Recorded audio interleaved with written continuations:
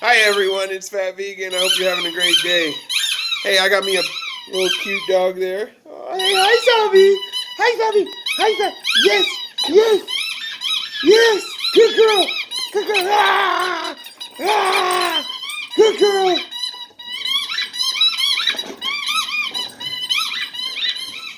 Anyway, so that's my little. She's 2 years old, so she's not a puppy anymore, but she's wild and crazy like one. Ah, yes, yes, yes, yes.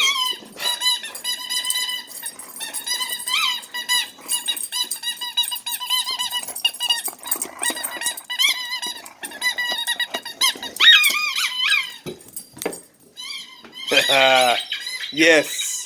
Anyway, so what this is about is for all those pet parents out there. Um, I got to ask you a serious question, straight out, honest. Be honest with yourself.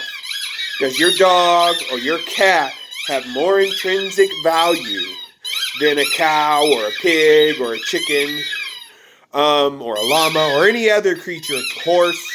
For you horse lovers out there, you love the horse, but you're willing to tie them up and be very brutal to them to train them. And there's other ways. There's other ways of getting the same result. And I don't want to bash any horse owners or anything like that because I know horses, you might put a 3-year-old on top of a horse and you just don't want them to buck and all this other stuff. But that is not a reason to put them in a position that's just abusive. It's training and it's important, but there's another way. So if there's another way, then we need to or explore those ways and really follow them. Just like with pigs and cows and that beautiful little dog there, who should never be consumed as a meat product or should never be viewed as a product.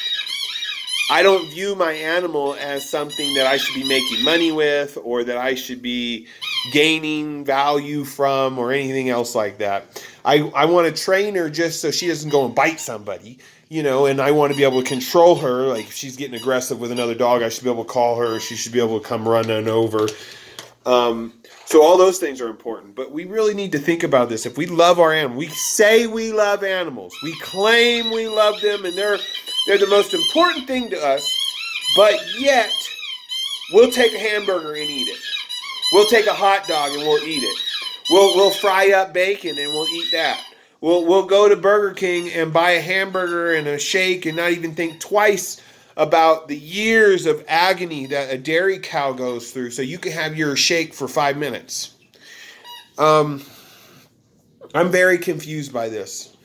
To have an animal and say you love them, but then you're going to eat another animal. It seems very twisted to me to say, oh, but that's my pet and they are raised for food anyways. And that's an excuse. That's an excuse. There was a time where in America, they were forcing men to have sex with women who were of color and they sold them off as slavery and they made profit off of that. We look at that as a horrible and disgusting act today. So how do we not see the parallels? How do we hear about and I have Jewish friends, so this might step on some toes. But how do we look at Auschwitz and look at the abattoirs and not see the exact same process? Instead of people, they're animals. This to me is disgusting. This to me is the most disgusting thing, that we cannot see the parallels between human and animal, and that we think that, oh, we're so intrinsically valued that it's not okay for us but okay for them. And that's not right at all. We all feel, we all experience, we have our own things that we've gone through, yet we continue to do bad things to other creatures and sometimes to people.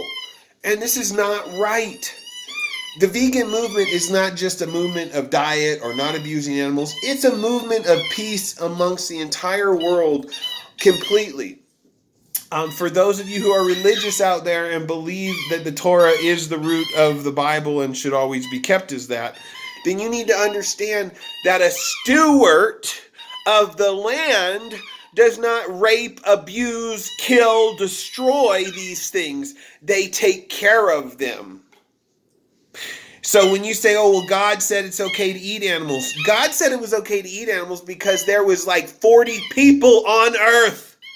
And to constantly be able to farm food and everything else takes more than that. So they said, okay, God says, okay, you can have some meat. And then they would only have it a very certain way, very specific, and only at very specific times, very small occasions here and there.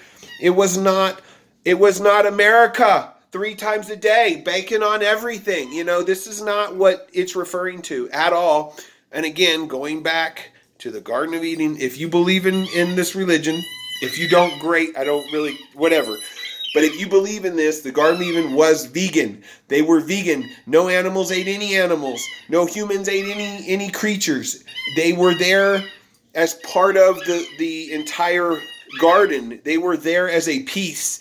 And the other pieces weren't supposed to eat the other pieces.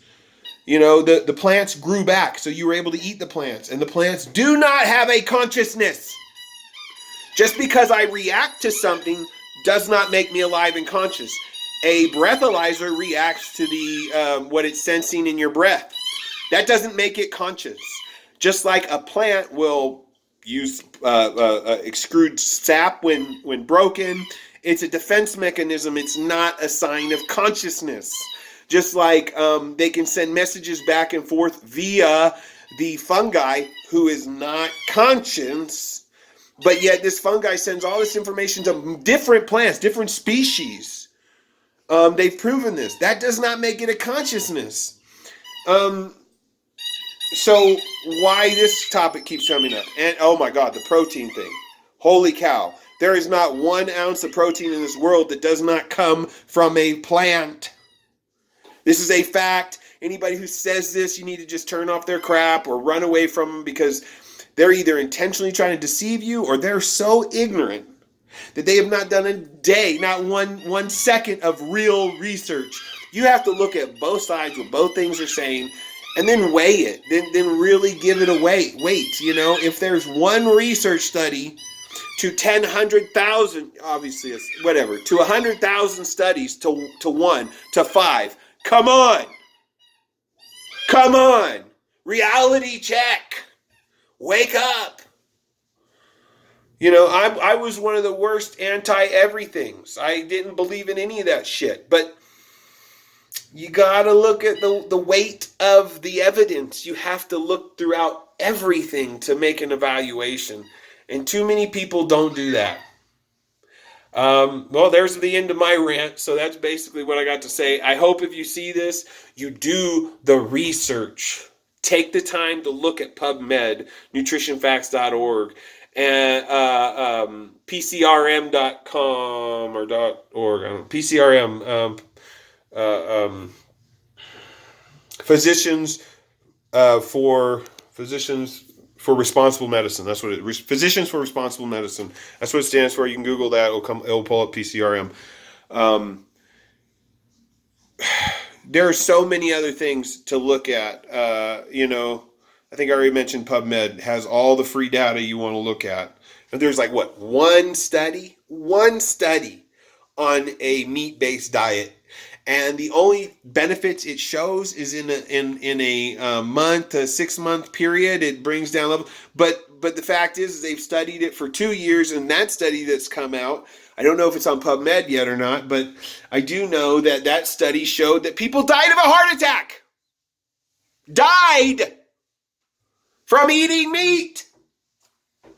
From a keto diet, people. Now, even if this is a one-off, do you want to gamble your life? Because nobody's dying on a vegan diet unless they're eating soda and Twinkies and Oreos, and that's it, and then they're malnutritious. That's not the vegan diet. That's ignorance, people. That's ignorance. Know the difference. Okay, this time for real. I'm done with my rant. I love everyone, and whether you choose to eat meat or not, remember, it's not your choice because you're inflicting the pain and suffering on an animal. Maybe not directly, but indirectly, absolutely. Most importantly, I love everyone. If you're going to be vegan, take a B12 supplement. Make sure you eat all your yellows and greens and reds and fruits and veggies. And then half of, it can be rice and beans and heavy, high density stuff. So love everyone. Peace be with you. Bye.